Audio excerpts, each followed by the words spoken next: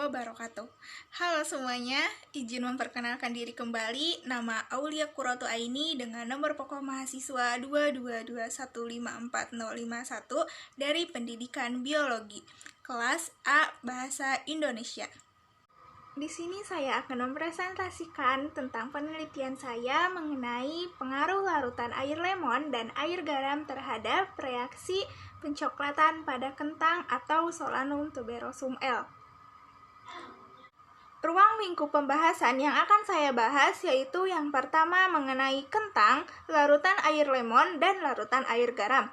Yang kedua mengenai reaksi pencoklatan. Yang ketiga mengenai alat dan bahan yang saya gunakan ketika penelitian. Yang keempat mengenai prosedur dan percobaan. Yang kelima mengenai hasil dan pembahasan. Yang keenam yaitu penutup atau kesimpulan. Kentang atau Solanum tuberosum L merupakan salah satu bahan pangan yang memiliki kandungan karbohidrat tinggi kurang lebih 66-90% dan merupakan salah satu makanan pokok di beberapa negara.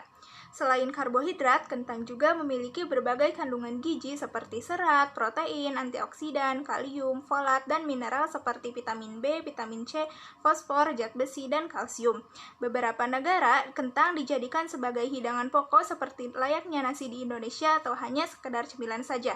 Kentang di Indonesia biasanya dijadikan sayuran ataupun bahan pelengkap utama. Peminat kentang di Indonesia setiap tahunnya semakin meningkat karena melihat semakin bertambah banyaknya penduduk Indonesia dan beberapa industri yang pengolahan utamanya berbahan dasar kentang. Kentang juga tergolong ke dalam famili Solanaceae, yang dimana kentang ini masih termasuk ke dalam umbi-umbian yang memiliki karbohidrat tinggi. Kentang juga merupakan salah satu bahan pangan pokok yang biasa dikonsumsi masyarakat ataupun diekspor ke luar negeri untuk memenuhi kebutuhan gizi. Jeruk lemon atau citrus lemon. Jeruk lemon ini masih tergolong ke dalam jenis jeruk yang banyak kita ketahui dengan ciri-ciri bentuknya yang lonjong. Bulat, diameternya kurang lebih 5-7 cm, ada sedikit tonjolan pada ujungnya dan berbiji sedikit. Jeruk lemon kaya akan kandungan di dalamnya, mengandung sejumlah asam sitrat, minyak astiri, limonene, potassium, bioflavonoids. Jeruk lemon juga kaya akan vitamin C dalam bentuk utama asam karbonat atau ascorbic acid, butyric acid. Jeruk lemon mengandung polyphenol sebagai antioksidan dan antibakteri.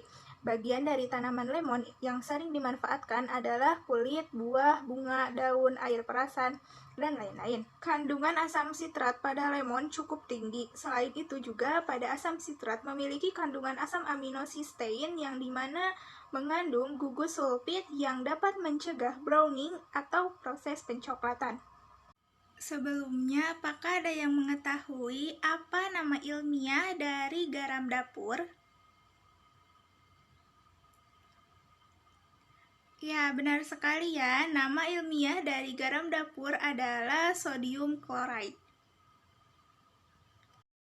Garam dapur merupakan benda padatan yang berwarna putih yang berbentuk kristal yang merupakan kumpulan senyawa dengan kandungan terbesarnya yaitu natrium klorida, serta senyawa lainnya seperti magnesium klorida, magnesium sulfat, kalsium klorida, dan lain-lain. Garam dapur juga terdiri dari kation Na+ dan anion Cl-. Reaksi pencoklatan atau browning adalah proses pembentukan pigmen atau zat warna yang pada awalnya berwarna kuning kemudian berubah menjadi warna kecoklatan. Reaksi pencoklatan ini dapat dibagi menjadi dua jenis reaksi, yaitu pencoklatan enzimatis dan enzimatis. Pencoklatan enzimatis inilah yang melibatkan enzim polyphenol oksidasi kemudian membentuk melanin sehingga menyebabkan warna coklat. Ada beberapa faktor yang mempengaruhi terjadinya kecepatan reaksi pencoklatan, yaitu kandungan senyawa-senyawa fenol, pH, temperatur, dan kandungan O2 dalam jaringannya. Faktor inilah yang berpengaruh pada pencoklatan enzimatis yang sangat diperlukan dalam pengendaliannya. Alat yang saya gunakan ketika penelitian yaitu yang pertama, pisau, yang kedua talenan, yang ketiga 3 buah wadah bening, yang keempat yaitu 1 tempat untuk potongan kentang, yang kelima yaitu alat pengupas kentang, yang keenam yaitu 3 buah label nama.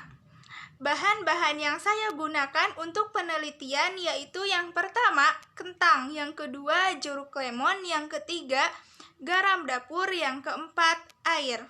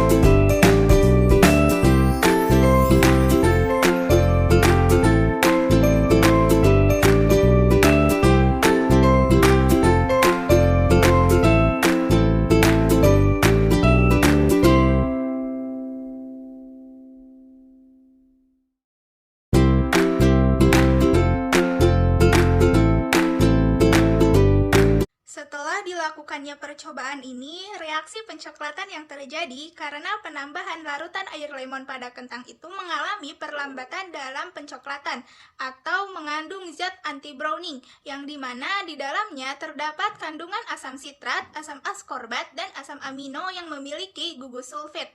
Reaksi pencoklatan yang terjadi karena penambahan larutan air garam dapur ini atau NaCl yang mengandung natrium klorida lebih dari 80% serta senyawa lainnya seperti magnesium klorida, magnesium sulfat, kalsium klorida, dan lain-lain juga mengalami perlambatan pada reaksi pencoklatan karena terjadinya penurunan absorban yang semakin besar dari kadar NaCl yang digunakan. NaCl ini berfungsi sebagai zat pengeras yang digunakan untuk bahan pengeras pada dinding sel. Proses pencoklatan ini sering terjadi pada beberapa sayuran dan buah-buahan yang bisa mengakibatkan terjadinya penurunan pada kualitas produk sehingga nilai jualnya pun menurun. Pada awal mula masih belum terlihat reaksinya, kemudian didiamkan selama 1 jam masih terlihat cerah pada kentang, hanya air garam sedikit keruh. Dan pada kentang dibiarkan begitu saja di suhu ruang mengalami sedikit pencoklatan, sedangkan kentang yang berada pada air lemon tidak mengalami perubahan. Setelah didiamkan selama 3 jam, kentang yang dibiarkan begitu saja mengalami pencoklatan yang lebih dari sebelumnya. Kentang yang didiamkan di dalam air garam tidak mengalami pencoklatan dan tidak mengalami perubahan warna, hanya airnya lebih keruh dari sebelumnya. Sementara kentang yang berada di larutan air lemon mengalami perubahan warna sedikit lebih cerah dan tidak mengalami pencoklatan. Berdasarkan penelitian di atas bahwa kentang yang dimasukkan pada larutan air garam dan larutan air lemon ini menghambat terjadinya pencoklatan.